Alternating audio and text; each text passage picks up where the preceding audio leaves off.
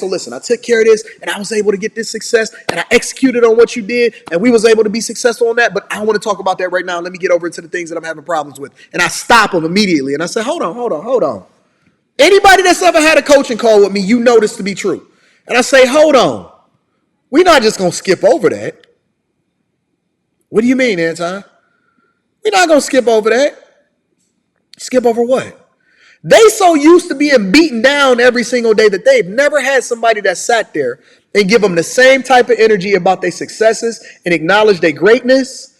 And they so used to getting beat up by the world and the people that they lay next to every single day that they not even used to somebody stopping them and saying, listen, dog, you know what you just accomplished? Man, you a legend for that. I ain't never seen that before. Man, you to be celebrated. Hold on, we're not just going to skip over that.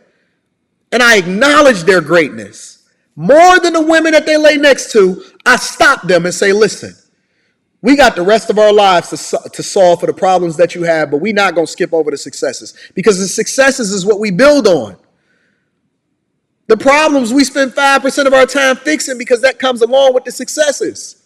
You solve for the problems by giving application for how it is that they can leverage the successes and the more successes.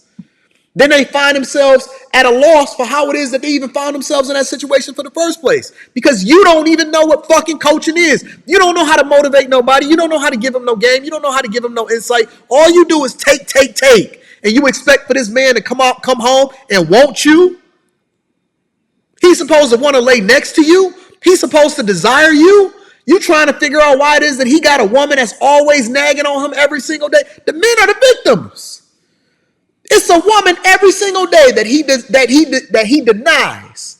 She want him. She loves him. She would give her all to him, but he's so stuck on stupid, denying his flesh every single day, not even seeing that hole because he's wishing for your affection, wishing for your love, wishing just for some peace and acknowledgement and say, hey, I appreciate you. He don't even need a lot. Half of y'all would still be with the person that you were supposed to be with in the first place if you'd have just said thank you. You can't even cook that good. He act like your food was good just so he ain't hurt your feelings. You can't cook for shit. Can't cook a meal from scratch, but you want him to be able to build a whole empire. Can't cook nothing. Can't vacuum. Every single time you make up the bed, the sheets are still scrunched up under there and you just put the cover on the top of it and act like the bed is made up. He come in and it look like somebody been sleeping in the bed already. Can't clean, can't cook, don't know how to talk correctly, looking like a bag of bricks. Everything about you is just substandard. And he's supposed to sit here and love your drawers off just because you. What the fuck you think this is? Meanwhile, your competition out there is putting in the work. And she coming in and she ready. She smell good. She look good. She work on herself every single day. She know how to articulate herself. She already make more money than you. She ain't fat. She ain't stupid. She ain't over here beating the fuck out of her kids just because they don't like their baby daddy. She ain't doing none of that. She working on herself every single day. She's pleasant. She knows how to cook. She know how to do all of that. You behind the 8 ball. Listen, you don't even know. You keep thinking that you a queen and you got competition. The competition didn't start when you first got with him. You got comfortable and you got complacent. The competition started after you got married. They don't know how to teach you how to be successfully married. They keep telling you all of these love languages. I'm telling you that the competition started, the dating started the minute that you got married. Oh man, Anton and uncovered some stuff now. The competition started once you got married. Oh, you thought that you was just supposed to be you, and that was supposed to be the end of it.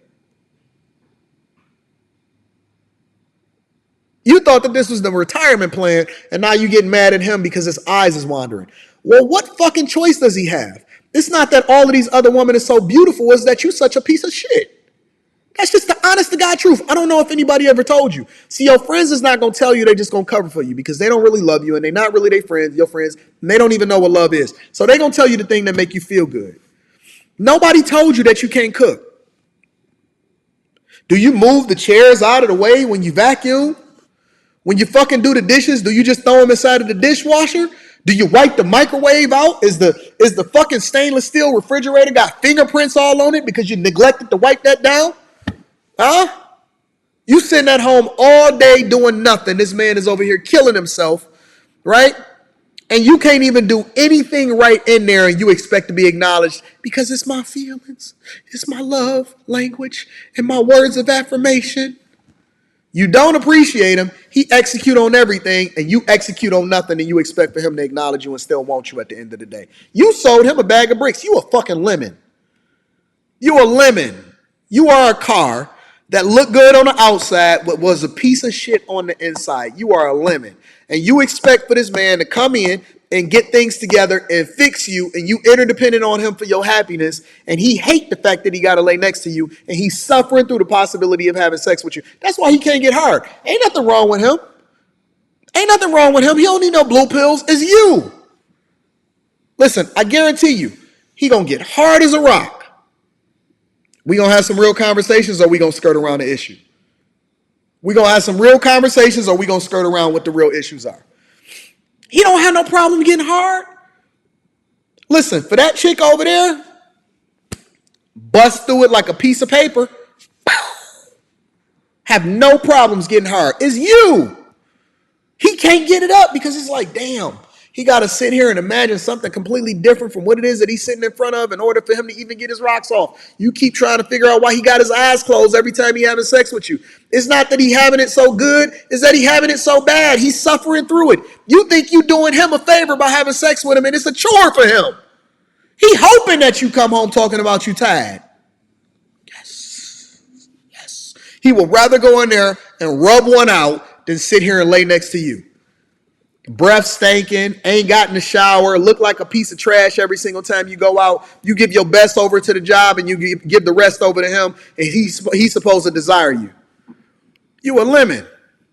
Sold him a bag of good. You a lemon. Listen, most of these guys don't have impotence issues. They have issues with what it is that you look like and no effort going into what it is that you got going on, because you are completely different than what it is that you sold him in the first place. You a lemon. It's not him, it's you. Ooh, he can't even get hard. Is that a him problem or is that a you problem? Let's talk about it. Let's get to it.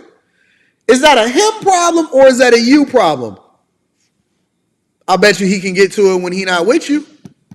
He ain't got no problem getting it up when he rubbing one out. He not desensitized. It ain't nothing wrong with him. He ain't got no health problems. He ain't got nothing wrong with him. It's you. You don't even know how to suck it off. Man, let me drop the link in the chat.